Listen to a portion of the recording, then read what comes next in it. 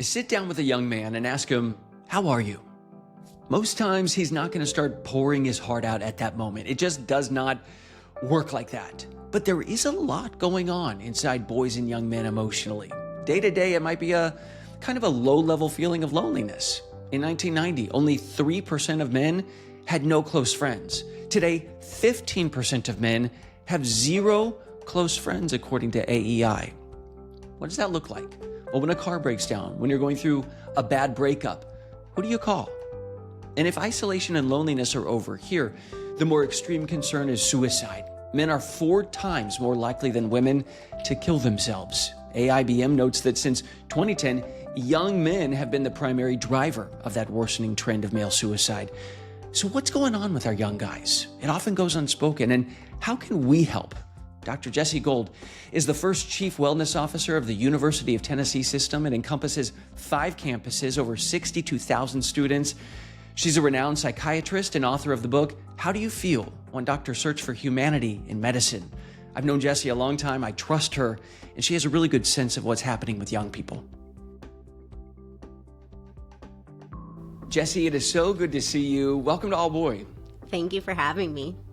We are going to talk about some heavy subject matter, but I love your outlook and how in touch you are with young people. And so I was really glad that you said you could be here for this.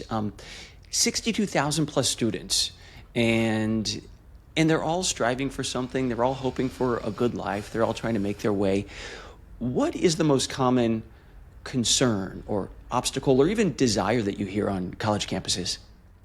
I wish I could tell you there's this is the one. But, all 5 campuses that I have are very different. We have a very rural campus. We have a campus that's more fraternity, sorority, like football is the one that everyone thinks about for University of Tennessee. And so having that diversity of experience is really interesting because the cultures are all really different, but the problems are quite similar anyway. So the things that I hear the most commonly on campus from teachers, but also from students are they don't know how to make friends.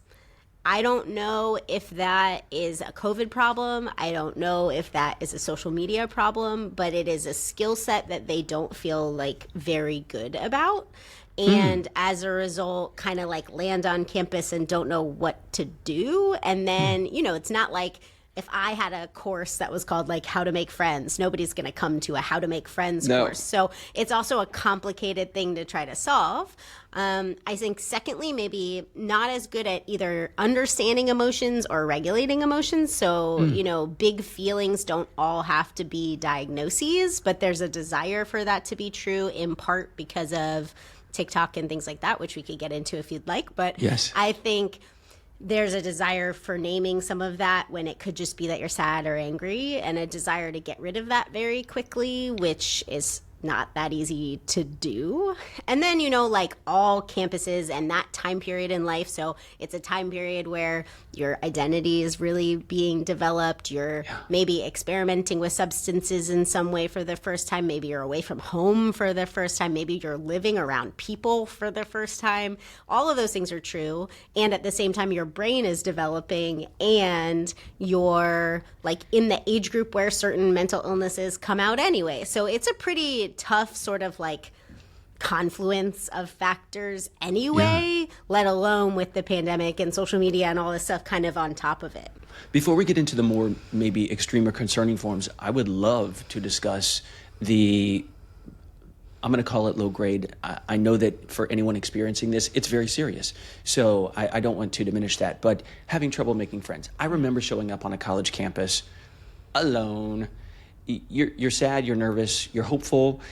There's programming going on. You can come here, you can go there, you can join a sorority, fraternity, you can join whatever, Pinewood Derby Club, whatever you want to do. So what is the problem with making friends?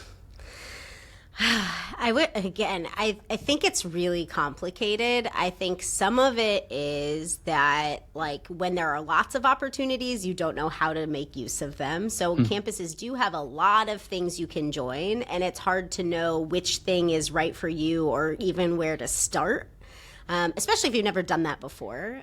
If you had a club in high school, you might very obviously join that same club in college or something similar. Or if you were on a sports team and you're still on a sports team, it's a built-in network. And that's really nice. I think we worry more about the people that don't have the clear-cut built-in network right away, or are coming really far away and don't know anyone, or, like the athletes that drop out of being athletes. Like also transitions in identity can be complicated in that setting. So, I think that when there's a lot of things, it's hard to understand how to navigate them. And if you've never done that yourself, it's hard. Even, trying to find mental health help is a whole other thing. But, it's hard to navigate resources. And when you look around and think, everyone else has their people, everyone else has their friends, and I'm the only one.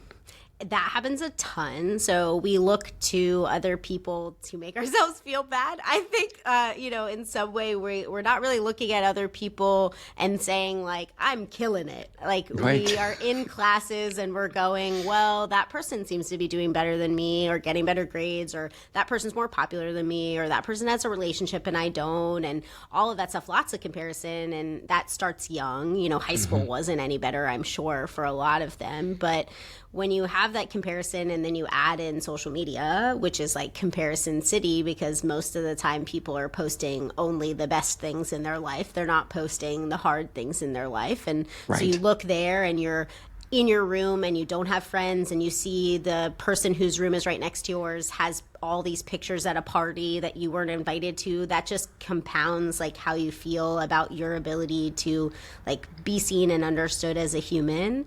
And that makes it harder for people for their self-esteem and sort of their growth. And, even with like social and texting and stuff like that too, like they don't learn how to communicate as well. Like I have a lot of patients who have like never made a phone call. And you're like, you have to call the pharmacy to request like a refill for your stimulant or something. And they're like, can I text? And you're like, no. Like you have to call. It's like a controlled substance. And they're like, I don't like talking to people, Where does the responsibility lie with that? Is it because now I think as a parent too, is it the parents were the snowplow parents? They cleared everything out of the way? Or is it, what needs to be fixed upstream? I think it has to be taught as a conscious skill set, right? Like I think that we had a lot of built-in interactions without social, without phones, without texting. And as that has become more of what you do, I mean, you have to kind of force your younger kids to learn how to go order something. Yeah. If your kid takes a prescription medication, they should understand what a refill is and how to get one. We do a lot of things for our kids because they need the help, because they're doing a lot of things. But, at least if right before transitioning to being away, you should make sure they know how to do a lot of that stuff, because it's unhelpful to just drop them off on a campus when they've never done any of that themselves. And I think that's really important. I also think when you look around at your peers, right, and they're not doing that stuff, you also don't see the point in doing that stuff. And so there's no peer pressure to learn those things or experiment with those things, or your friends are all texting you, they're not calling, so why would you call them? Then you're the weird one who likes to talk, and so I think that we also have to think about how to normalize some of that in friend groups just as much as we teach it from the parent level or the teacher level. And you might be surprised how able your children are. My boys are 5.5, and the other day one of them said, I want to order the ice cream myself. And it's at this cattle ranch place in the mountains that he's familiar with, and he went inside and I gave him the little card and he ordered it, and the guy at the front coached him a little bit, and they got it done, and he was so proud, and we praised that. So I don't think he'd ever be like, oh man, I'm the weird one who wants to take initiative. It's at least at the beginning of their lives, I know later on it changes and I'm going to cry, but they are looking to you. And if you can coach them and praise them and encourage that in them and say, man, you are good at that stuff. I think that's a little tool you can give them, Yeah, and I think getting used to asking coaches or teachers early on is important too. I grew up in a household where my dad was an academic, and I hung out with a lot of academics really early on, so I never really thought of people as too fancy to ask questions to. And when I was in residency, we had to do a project, like we had to pick a research project or something and find a mentor. And I very easily wrote like 10 people and was like, this is what I'm interested in, let's meet, whatever. And a lot of my peers were like, how is that so easy for you? Like, I don't even know where to start, and I don't even like to write people, and I don't even know who these people are, and I'm anxious to put myself out there. And so I think, like, just as important as it is to, like, get used to talking to peers, get used to, like, ordering things and doing sort of life skills, also, like, if you're having an issue in class, like, it's more helpful to have your kid try to self-advocate or talk to the teacher themselves, or you could go with them, but you shouldn't control the conversation and let them try to explain what's going on for them. And so they're like learning to talk to a quote unquote authority figure, but also get help from them when they need them. And it's not just like challenging because of power differentials and things like that, where you just don't feel comfortable with that. And I didn't even realize like that was something I learned as a kid until all these other people were like, what? That's so hard. And I'm like looking around going, oh, I guess I should help them understand how to do this, you know? And that's like way far down. We already went to med school. We're in training. Like that was really late to kind of have that realization that you don't know how to do that well. We are going to get to social media and isolation, and I also want to get to identity because it can play into things that are a little more fundamental or core, and kind of enduring across a lifetime. But real quick, I do want to acknowledge we've been talking about people who have the opportunity to go to college and get a higher education. The social isolation and more extreme forms of, I guess, mental illness or danger like suicide, they seem to be heightened in folks who don't get that opportunity. So anything you want to say about that? Yeah, I mean, that age group is a risky age group for anybody. And I think, you know, as we have more and more conversations about the value of higher ed and the opportunities in higher ed and the limitations of higher ed, I mean, I work for a higher ed institution, so I will tell you it has value. But I think I hear the complaints that people have with it and the challenges of accessibility for lots of populations. And so, you know, how do you make a workplace like as a first job or an internship or a thing that somebody has to sort of like start at, like an apprenticeship kind of thing? Like, how is that also a place where you can learn some of these things or help your kid or your trainee or your person underneath you as a supervisor or whatever? Like, how can you help them learn some of the things they might have gotten out of going to college in the same, in the workplace? And I think we have that role even if the person is in college and they're doing summer internships or their first job or something. We should be thinking about like, well, what skills wouldn't they have learned and how do I help them foster that? But for this group that isn't getting that, and that's their first step, is going to be that you're in a different place of how you can help them and educate them and support them, and you need to. Yeah. At 18 years old, showing up full-time every day, you're supposed to be an adult, you're supposed to be responsible and have your own self figured out. You know, I don't know. To me, I think what a gift it was to have term papers be my biggest concern. Yep. You know, and so, Yeah. all right, let's get into isolation if we could. Part of that is going to be social media, which I want to discuss in a second. But let me just underscore the data point that I said earlier. 15% of men in this country have zero close friends now.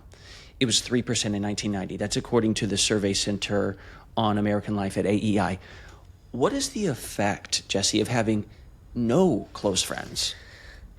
Yeah, that's a staggering statistic, but it also, I guess, doesn't surprise me in what I'm seeing with folks. I think we all need one close friend. We don't all need 75 close friends, but we all need one close friend. I don't want 75. Yeah, somebody, you know, when you look around, sometimes when people have like one close friend, they still are like, I don't have the 75, but like you don't need that.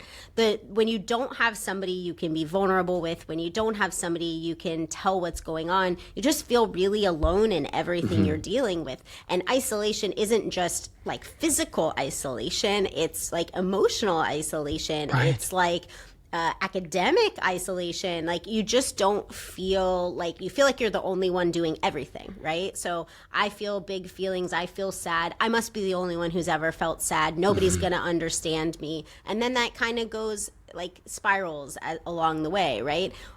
It's harder to have prevention if you don't have somebody that you can talk to, right? Because if you're just kind of coping and dealing with things yourself, you're not going to notice things as early in you, but you're also not going to like want to veer off and do something about it until it interferes with school or life or something big. And so it also means you're noticing things pretty late because you're not having feedback and you're not seeing what other people are asking for help at, and you're not being in a structure where, you know, other people are normalizing challenges or the need to ask for help. And so you come to a place and say, well, no one else is doing that. And I think we see that a lot, like, you know, rural communities don't like mental health in the same way. They're not talking about it in the same way. And if you come to a campus from a rural community, it might be harder for you to learn that that's an okay thing to do. But how do you learn that? You see that in your friends, and your friends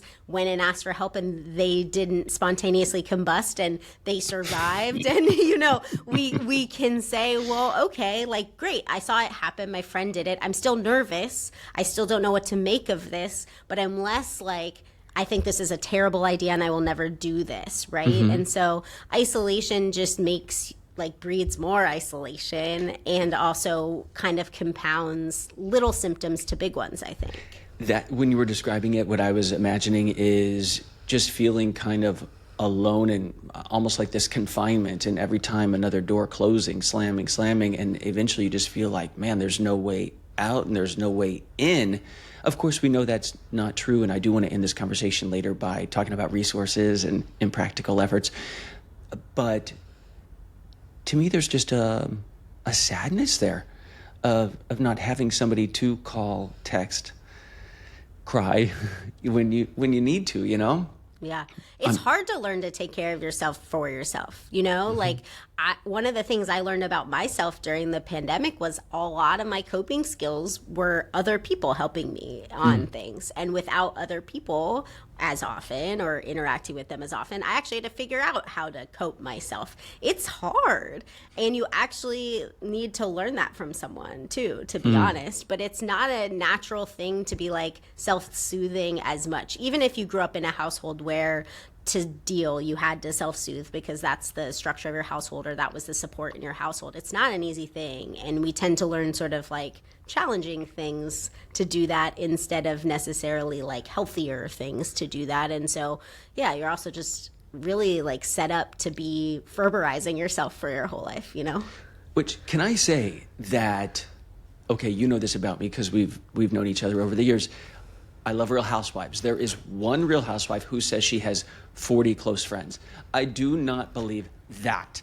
You know, like for me, I have two very, we are in a nucleus together and always have been and always will be. And then you have other very good friends that I just want to say, to normalize having, you know, two close friends. That's, I think, is okay.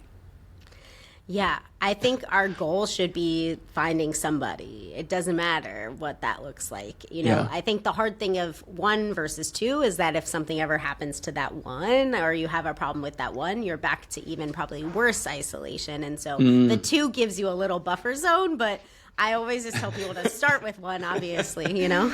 I didn't know I was hedging my bets when I was 6 months old at my best friend's first birthday party, and I always say, thank God for putting us together. She has been a lifeline. All right. From The Atlantic, Derek Thompson wrote a great article about loneliness and isolation, and he cites Lisa Sayer, a well-known sociologist, who's talking about time alone. Here's what it says. Single men without kids who have the most leisure time are overwhelmingly likely to spend these hours by themselves. And the time they spend in solo sedentary leisure has increased since 2003, more than any other group, which is, quote, associated with negative physical and mental health. Can you just talk about being alone? Yeah.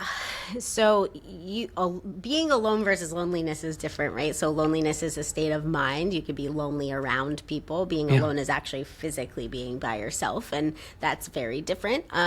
Again, you could be lonely and alone. You know, I think when you're alone, like lots of us need alone time, but Yes. we are actually social creatures, so we can't be alone all the time, and I think that's something that we kind of get in these like cycles where like we think that's what we need or want or that we like or that's we're introverts and we get energy being away from people, and a lot of that can be true, but you can't have no people ever. Like that's just not helpful. And I think when you think about what men are doing in their leisurely activities that they're able to do solo, video games, like it would start there. Video games, porn, gambling, Yeah. mostly not great things for Not you. great stuff. I mean, there's some evidence on like the social video games being helpful for folks who aren't as good at making friends as like a place to start, but it's still like, again, sort of like social media in that you have friends, but you don't have like in-person friends, and it's a different kind. And so, if you have all of these things that you're able to do and you're getting like dopamine hits from, because they're all sort of have addiction like potential to them, like it's easy to say like I feel good, I played video game, I feel good, I gambled, whatever.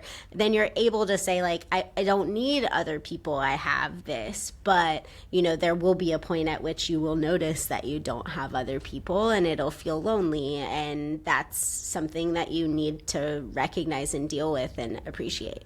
Well, and he talks about in the article about this kind of, I don't know if it's a comedic thing or kind of a glorification of, I'm so glad my friend's canceled. And that may be true sometimes, but when it becomes the whole thing and we already spend more alone time than we did since before COVID, it just doesn't seem like that it's trending in the right direction, No, and I think a lot of the advice I give patients kind of across the spectrum, including like older folks in the workplace, is like, sometimes we think we need to say no to everything because we're overwhelmed and we're tired and don't have capacity. But we actually need to weigh the ask and say, does that ask actually make me feel better? I'm just thinking that it's another task, because we kind of see things like, ugh, I can't do more things. But sometimes the more things actually are making you feel better. So it's not necessarily number of tasks. It's sometimes just like, what does that task do for you and your energy level, in your social connection, in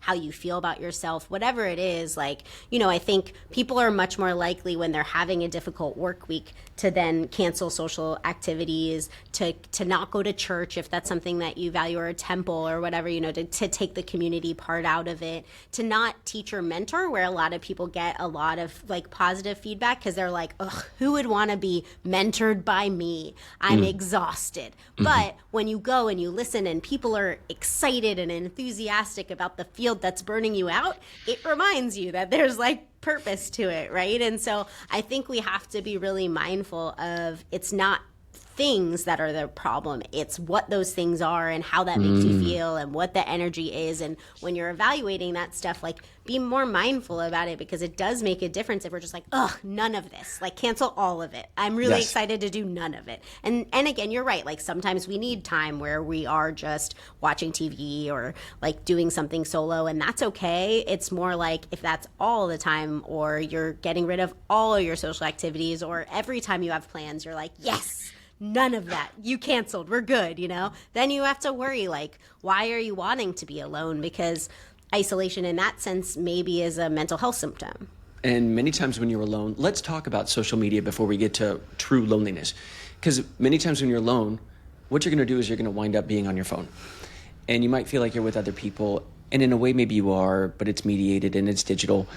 And there is, I think you and I talked about it maybe 4 years ago, and I know I sound like a curmudgeon on this for all time, but this whole thing of, which I feel like more people are discussing this now, the extreme self-care can easily turn into selfishness and even self-defeat with what you're truly wanting. And this whole thing online of, every time you get a twinge of sadness, you're depressed, or you're overwhelmed, shut everybody out, take care of yourself.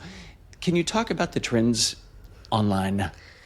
Yeah, I mean, so on the one hand, too, you have to keep in mind that like what most people are reading and seeing and whatever on social is like not uplifting stuff, right? So like, the news, you work in news, is overwhelmingly hard to digest, but most people get it from social media. And I think we don't necessarily like think of that as reading the newspaper, but we kind of should sometimes, because that's what you're doing, but you're seeing videos and you're seeing content in this way that can be really triggering, and that's important to recognize. And so I often talk about mindful scrolling, which is just like paying like a little bit more attention to the fact that like you're angry, you're grinding your teeth, like your videos all became depressing very quickly. Like how is that making you feel? How's it affecting your sleep, etc.? And not just going news, right? So I just think I like starting there is important, just because like I could have a algorithm where I'm looking at puppies and all of a sudden I'm looking at puppies who are like starving and need to be rescued, right? Like it goes very quickly.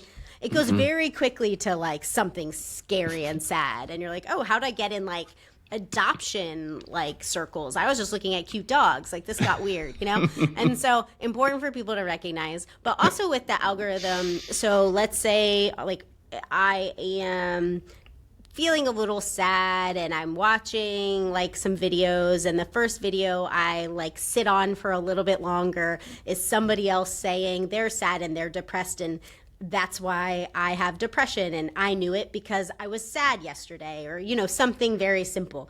You're gonna get 45 more videos that say the exact same thing, right? So you're gonna go, oh, sadness equals depression, sadness equals depression. It's like very validating, just like, you know, people who are like concentration equals ADHD. They're like, it's just the algorithm is intentionally validating because it's giving you content based on the content you were already watching. But if you aren't thinking about it that way, you're kind of like, oh, all of this resonates. It feels like that's what's going on. It makes sense, right? And then when you go to someone like me and I say that's not what it is, then you get mad because you're like, I saw 45 videos that told me like otherwise. And so important for people to recognize that that's how the algorithm works. Important for people to recognize that most of the content you're getting on sites about mental health, about feelings, is from people's lived experiences, not from experts. And most of the experts are also not like experts. That's the nice way of saying that. But, you know, I think it's just important for people to recognize that like I can talk about anything from my lived experience, but it doesn't mean that that's what you're going to experience. And it doesn't mean that I'm right about your diagnosis. Well, if a lot of girls are getting in their algorithm, you have depression, you have Tourette's, or, you know, whatever you have. Derek Thompson writes about secular monks, which is what a lot of guys are getting in their social media. And let me just read this to you if I could. If the protagonist is a man in the video, he's typically handsome and rich. We see him wake up, we see him meditate, we see him write in his journal, we see him exercise, take supplements, take a cold plunge. What is most striking about these videos, however, is the element they typically lack: other people. In these little movies of a life well spent, the protagonist generally wakes up alone and stays that way. Which, if this is the ideal, like, okay, if I want to be successful, happy, fulfilled, partnered, whatever, this is what I do. But it's all about you. And only you. Is that a problem? I think you probably answered your own question there. But, you know, it has to be a problem because, you know, like an ideal life can't be that. We, again, like really do have interdependent lives in so many ways. And I think that gets worsened by flexible work environments and work from home. It's not to say that we shouldn't have that, because it has its own positives too. But I just think that like when we're thinking about this ideal we're cultivating and why people might become more lonely, like you can keep doing it, right? Like you could take some courses online, you could take your job online, and you could literally not leave your house because you set up your house to have your cold plunge and your journaling, and then you do your work, and then you go to sleep, and then, you know, and it like becomes this, it's very easy to do in our current life structure too. And like it wouldn't have been when we didn't have hybrid work environments, because you'd have to go in and you'd have to interact with someone. It's not to say those people are going to be your best friends, but you would have had some social interaction. And so we have like a default mode that can be easily reinforced and praised and not have people in it. One other thing also, I mean, just from my own experience, this is my lived experience. Let me just use that little term. When I met my husband in 2014, I was in amazing shape. He loves to cook. That's a love language. He's really skilled at it. And it turned out that having a six-pack was not the most important thing in the world to me. Like some of the things that you really, really think you value so deeply, some of these things are not that important versus people, you know? Yeah. You mean the cold plunge isn't everything? Is it? I know it is, Dr. Gold. I know it is, but I don't know. It isn't to me either. You know, I mean, I think we should learn more about the value of connection and the importance of that to our well-being and why people should care about that, because if it's like reinforced to not, it's hard to know what feel like anything different, right? Like you wouldn't know that it would feel better to have a partner who has different opinions and challenges you in one way or cares about something different than you, and then you care about something different too. Transitioning from isolation, which someone might think, okay, I know I can join a group or something like that, and you know I'm very pro-church or synagogue or something, to loneliness, which to me might carry a little bit more of a sense of hopelessness or despair. I don't know. How do you differentiate isolation and loneliness? Yeah, I see isolation as like a physical thing. Like I am by myself physically. There aren't people here, or I choose to remove myself from people to be by myself physically. That's how I think about isolation. It can still be a sort of warning sign, because if you're choosing to isolate and you're not a person who did, that's a difference in your behavior, and that's concerning. But sometimes it's just like, you know, baseline default mode, and that's different, and that's something to be aware of. Loneliness is like a state of mind, is how you feel. It's this belief that like you are alone in everything, even if you're not physically. So again, like you can be lonely and have friends. You can be lonely and be in a room with thousands of people. It's a state of mind of like feeling seen and understood and feeling supported by others that you're not getting it. It has nothing to do with sort of like the physical part of it. And that like can contribute to like self-esteem issues and mood issues and all of that, obviously. And then there's a lot of data on loneliness and even just physical health and how it's like smoking too, and cuts like time off our life and all of that stuff. And so it's a real thing to be thinking about and worried about, and it's important to discuss, and is different than being alone and isolated. Do boys and young men ever come to you and say, I'm lonely? Very rarely. I will say, here's the deal. Hard to get boys and men to come to ask for help anyway. It's a hard thing. It's one of those things that we need to talk about more. Like, how do we message in a way that feels safe, that we're making sure they feel like they relate to the information enough to show up, that it's not. I've had patients tell me like that's a girl's problem. You know, and like they shouldn't feel like that. Like I had a patient that I said should go on an antidepressant, and he started laughing and said, that's what our girlfriends do. You know? And I said, well, like, are antidepressants girl drugs? Like, is that what you're telling me? Right? And it's like, well, like our girlfriends talk about it all the time, and it's totally okay for our girlfriends to be on it, and that's what our girlfriends do, but it's not what we do, right? And I think Tony Soprano thought that. Yeah. And I think it's important, like that's as a messaging problem, but I definitely, you know, have problems getting guys in to begin with, just because it feels more like a weakness. Feelings are kind of understood differently. Talking about your issues is very different in like guys versus girls. It just is. And that makes it harder. And then I think, you know, if people show up, are they going to say that's their problem? They might say like, when you ask or probe about his social history, you might get there by saying like, so what did you do today? And like, what was your weekend like? And who are you interacting with? Like they might say, I don't have friends. Like once you get probing, but are they going to come in and I say like, what brings you in today? And they're like, oh, Dr. Gold, like I have no friends. Like very rarely. I would say women aren't pretty like great at that either, but they might offer it up more quickly because it is like they're aware that that's contributing to the state of mind that they're in. It may be more acceptable because I don't know why, but I remember being in that situation in college, moving to a new college, not knowing anyone yet. You feel like a failure when you don't, I don't know why we feel like failures.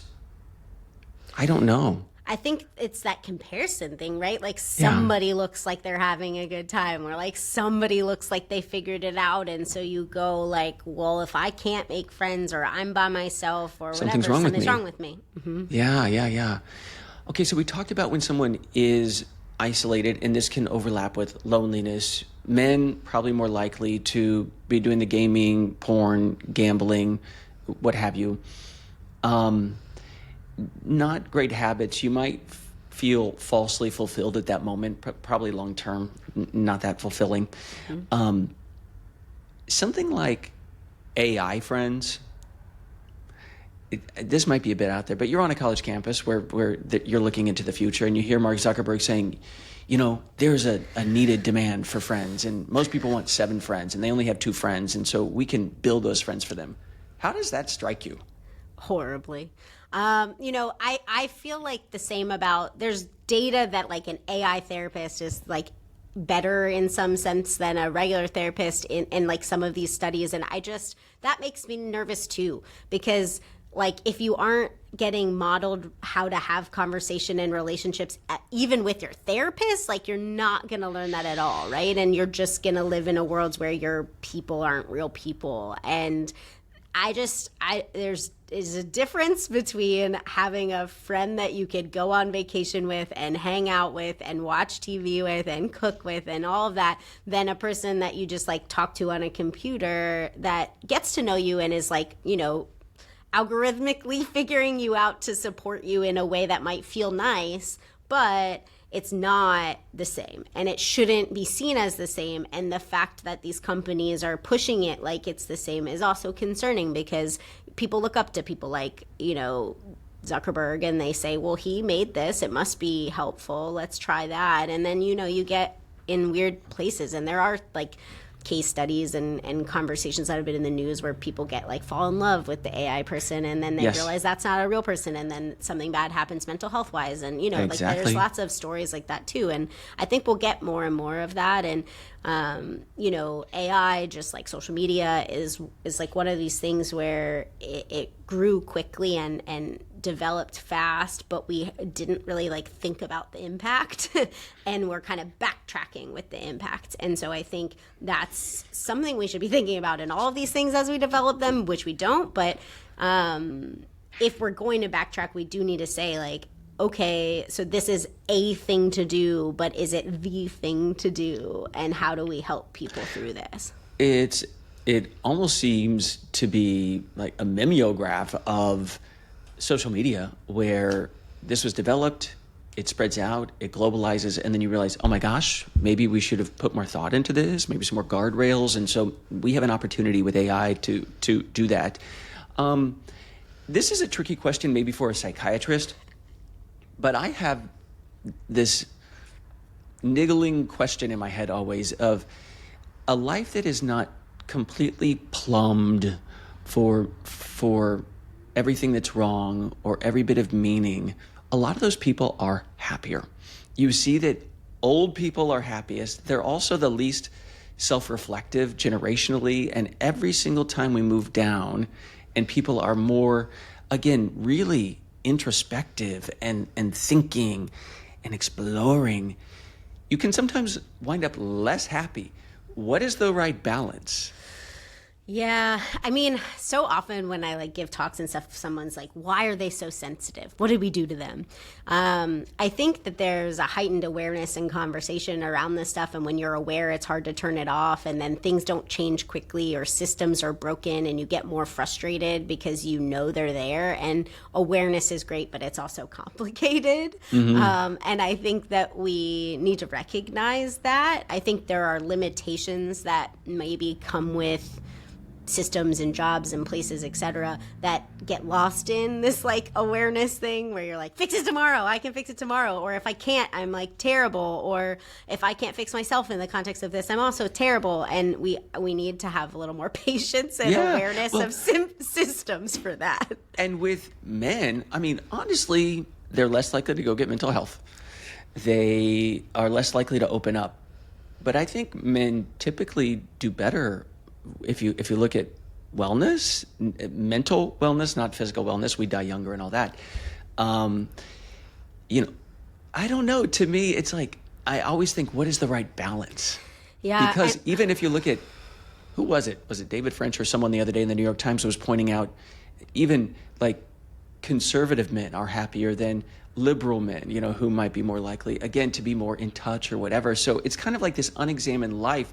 There is, I don't know if it's good or not. Yeah, it's hard because like I would never as a mental health person be like, we should go back to where we don't talk about it at all, right? Right. Because that's not helpful. But there probably is a balance, and there probably is like a validation, but not over validation of experiences. And, you know, I think part of the problem is like in men that I see, like, is self-medicating instead. So like, if you're taught not to talk about stuff, but it is common and okay for you to drink a lot or smoke pot, or, you know, then you will, because you'll feel numb and it'll feel better, and you can keep up your facade, and you're also cool because that's acceptable. And so, like, I think that's important for people to recognize too, which is like, feelings can like still exist, but they can be like kind of dealt with those things in certain groups. And it's not to say that's just a male problem, but I see it a lot in men. And I've also seen, you know, like turning to podcasts, and then in the podcast they'll say like, microdosing is helpful for when you feel bad. And then I've had like multiple patients who are like mostly psychotic as a result of dabbling in microdosing because the podcast told them, right? And like, you're like, oh, that's not what that was for, right? But they're looking for answers, or they're looking for things to make it go away. But the things they look to and go to are not like necessarily healthy. Like, if some men are probably going to work out instead of having feelings, or like punching a punching bag or something. That's ultimately at least a release in some capacity, whereas like self-medicating is more like turning it on you and ignoring it. And so I think that to me shows that there is a balance. Like there's a way to deal and cope where maybe you're not talking about your feelings all the time, and you're not like over analyzing your feelings all the time, but you're also not going like, I just can't like get this away, and like I'm going to do it in a really unhealthy way that is bad for me and my family in the future and all of that. And total silence, total turning it in on yourself, we know can end tragically. I wanted to mention suicide because men are far disproportionately impacted by completed suicides. This comes from AIBM. Suicide among young men, that's age 25 to 34, is up 30% since 2010. Do we have any concept of what's going on? You know, what we learn in training is always women attempt more, men complete more, and it has to do with means. So men are more likely to use more lethal means. Guns. Like guns and you know, other methods that might be more efficient, if you're going to use a terrible word. But women are more likely to overdose, for example, in medication, or you know, and that's not always lethal. And so we see that is like when men sort of make that decision, they find a much more lethal means of carrying it out, and that's a problem, and access to those means is a problem. And that's, something to talk about in the context of like all of this stuff that we talk about and have political arguments about with guns. Like, that's a complicated conversation, but access to it and means and like preventing suicide shouldn't be a very complicated conversation. Like, it's how it's stored. How do they have access to it? If your kid is sad, can you move it?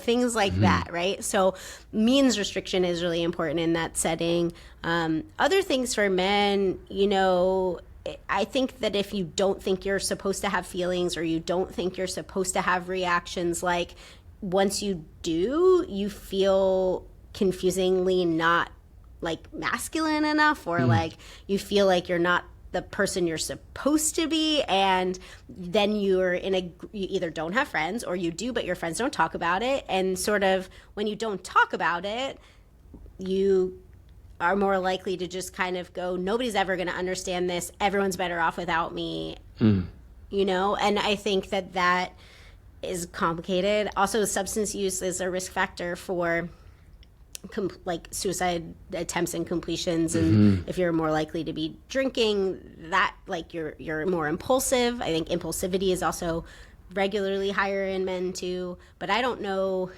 off the top of my head in this, like what has happened since 2010 with, or like with men. I don't know. What do you think? It seems multifactorial as you lay it out. And we've seen there is this greater realization that for a lot of men, the system that we were brought up thinking this is the system we are aging into and working toward is not really working economically, educationally, a lot of people politically unhappy. And there does seem to be this, this desperation and a lot of people feeling like, oh my gosh, what am I going to do? There is not a wide, clear pathway, which is kind of the idea of why I do this show, because I think every young boy, regardless of who they are, where they're born, the circumstances, that you want them, just like girls, to have wide, clear pathways. But we see a lot of their pathways narrowing right now. And boy, is that dejecting. Yeah. Yeah, if you don't feel like, if you're not in college, but then you feel bad for not being in college, if you're in college, but you don't see what the point and where you're going from there, or like don't feel supported in college. And I just think there's so many ways that, like, you're right, like the paths don't feel clear and supported. You don't see and the the future's value. So unknown too. Yeah, there's like a lot of uncertainty, which breeds anxiety, which doesn't feel good, which leads to self-medication. Like you can kind of back it up for all of that stuff too. And I think that's really, really hard. From AIBM, I also wanted to mention this quote. If male suicide rates had been the same as women's from 1999 to 2023, we would have lost 546,000 fewer men to suicide. So in this country, in just 2 decades, we would have had more than 500,000 men still alive. And I think, I want to underscore that, because a lot of boys and men feel like, do you see us? Do you care? Are you going to help us? And you're here talking about there are resources, but so many men feel like invisible, Yeah.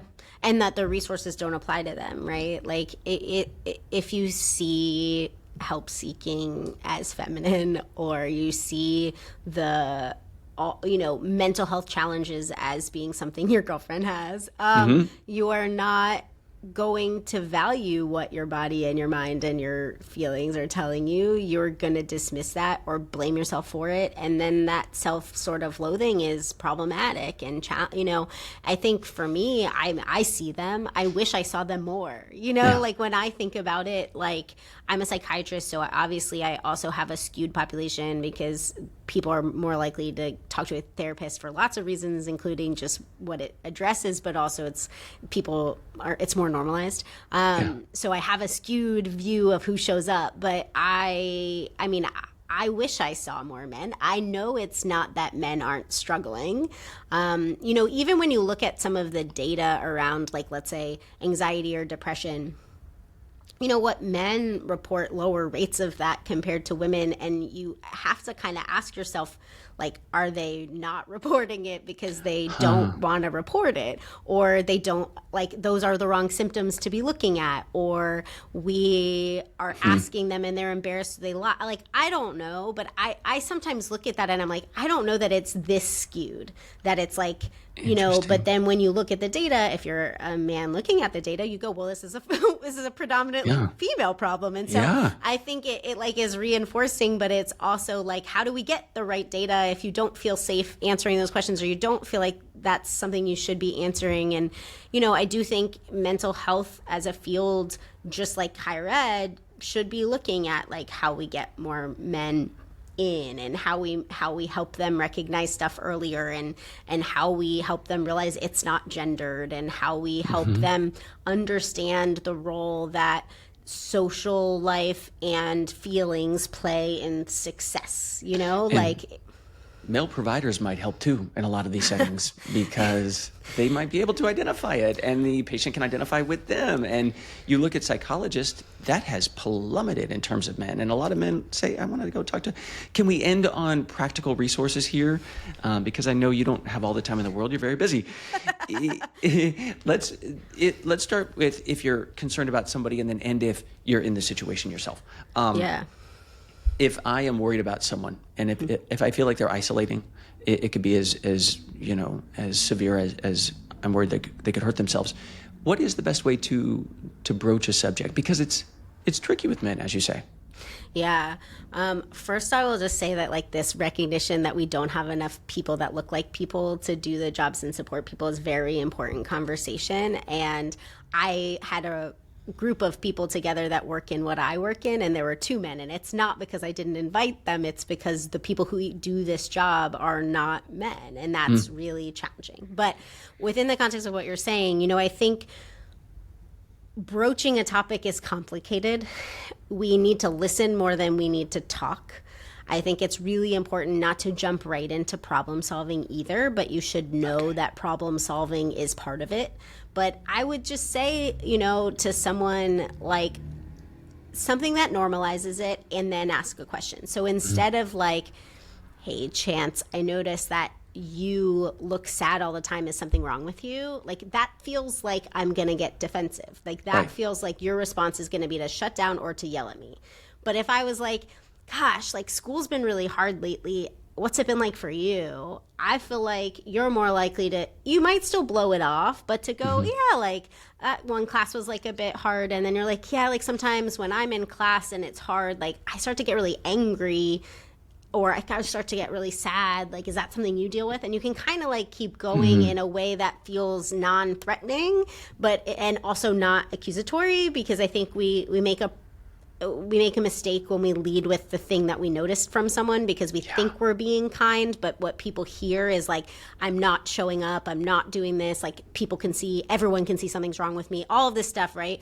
And they get really defensive or shut down. And so you kind of want to lead with something normalizing if you can. They don't always take the bait.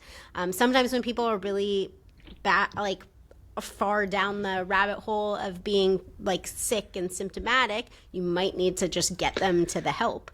But that's okay too. I think, one of the best things that I tell students that you can do for a friend is, after listening, checking back in, and it's not a one-time conversation. And then if they're ready, when they're ready, or if you think they need it and they have no choice, helping them get to the resource. So like, when it's really hard to navigate a mental health care system, because it is, if you're super sad, you have no motivation, and we said, hey, call 15 therapists. That's horrible.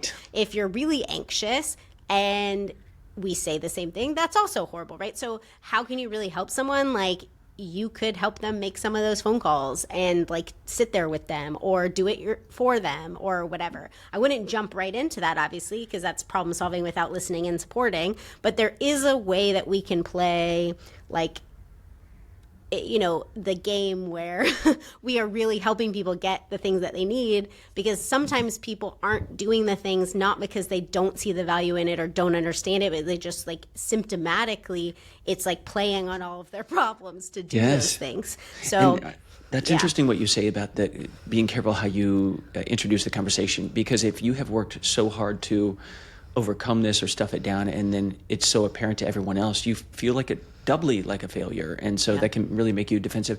If parents, can they they would work it the same way then? I think so. I think as a parent, checking in is important. Your kid knowing that you're like regularly there is important. If they slam the door the first time, that doesn't mean you stop. Like, I think you even say to them, I recognize you don't want to talk about that today. I'm going to ask you about it tomorrow. Like, I think they should know that, like you're always there, but also you're always there, right? And so that's important for them to know. And they might not always feel comfortable telling you everything, and that's okay. But again, like if you're sending your kid to college or you're sending your kid to a job, understanding what their benefits are in the job, or understanding how to help them navigate like things in college, also helpful. One thing I would always do, because my mom did it, leave your door open at night, because kids will come into your room at night to talk to you, even if you're sitting there, watching MASH or whatever that's dated, but whatever you're watching nowadays. I was going to say Roseanne, but Roseanne got canceled, so Roseanne or MASH or whatever. Leave your door open, because your kids watching Three's Company. You know what? Barbara Eden on I Dream of Gina. I thought, Barbara Eden, wow. Okay, now, real quick. I know you have to go. No, it's if you are the person saying, I want to make more friends. I want to get out of my house more. I want to do more. I preach a lot about things like going to church, going to synagogue. It's a great place where people notice if you show up. There's, kind of parameters around life that can be helpful in creating structure, but you don't want a lot of condemnation if you're really in a bad place. What else can people do? Yeah. So like whatever you do like a small thing first. Like don't go, I'm going to join this club and this club and this club and this club. I'm going to go to this event and this, like that's not going to happen. Pick like one thing and get out of your house. So like exercises like this, right? Like if you are not in a regular mood of exercising, if you try to exercise for 5 minutes, you're more likely to exercise for 30, right? Like it's just, you're already there. You'll keep going. So like make a small goal, not a huge one, and go to something. So like if that is in your community and it's like young adult something, or there's like a meetup for running or birding or whatever you want to try, like find a random hobby. One of my closest friends does birding, and I was like, this is weird for a not 100-year-old person, and she loves it. And like finding, you're talking to a quilter right now, so you're speaking to someone who does the old people stuff. People quilt with other people play canasta, right? Like this reason like maybe some older people are happier is they do some of these like group, like hobbies. So find a group hobby. I think they probably still have those websites like Meetup, but I'm sure you can also find that stuff on like Reddit or social media places that have like just go to one thing, see what it's like, and try it out. Think about a hobby you would like to go to and then try that just to learn the hobby, and then maybe you'll meet a person. Same with group exercise classes are great for that too, just because like let's say you want to try boxing. Cool. Go to the group one just because at least you'll like be around other people and maybe say hi to someone and maybe you'll like that person. And so that's important. That is a great... I don't want to brag. I did 100 push-ups this morning because I knew I wouldn't get my workout in because we were doing this. So I thought, okay, do 100 push-ups. But you're right. Go to the group class because you might meet. I remember I met Carol, the first person I met in Fort Myers when I moved there, didn't know a soul. And we went to classes together. And she was, 30 years older than me, and we became friendly. That you can really meet a lot of people. Don't just go with the personal trainer because you've had a lot of personal time already. Yeah. And if you're a person who has some social anxiety or isn't used to talking to people, you can script it. You can script it out. You can think about it before you go. It feels weird to plan how to talk to someone, but it is important sometimes if you haven't done it in a while. What questions would you want to ask someone, or what are you worried that they would say that would shut down and make you uncomfortable? And you can kind of practice if that is helpful for you too. I mean, some people might might think that sounds like terrible, but it can make a difference in sort of feeling okay, like to be around people, and maybe lessen the fear of something like that, of like a question coming that you don't know how to respond to, or something like that. Absolutely. What is your favorite MASH episode? You could start with... Just kidding.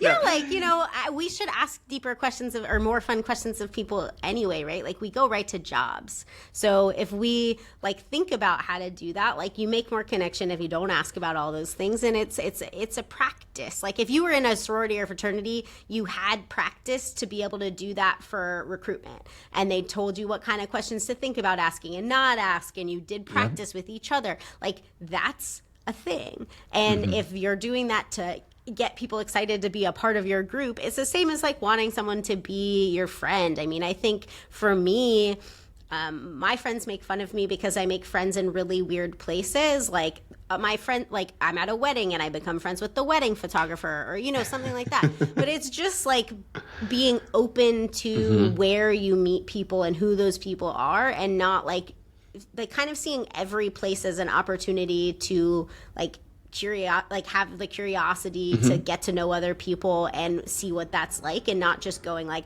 ugh, I have to go to this wedding, I'm in this wedding, I'm just gonna like go show up, like see my friend get married and leave. Like, right. What if you like someone? That's cool. Like, you made a friend. So like being open in weird places, can be helpful. My friends will continue to make fun of me for it, but it is like actually how I've built my social network to be broader than just a bunch of psychiatrists, but also just like kind of fun, different things of people that do things that are not the same. So we don't just talk about psychiatry and mental health all the time.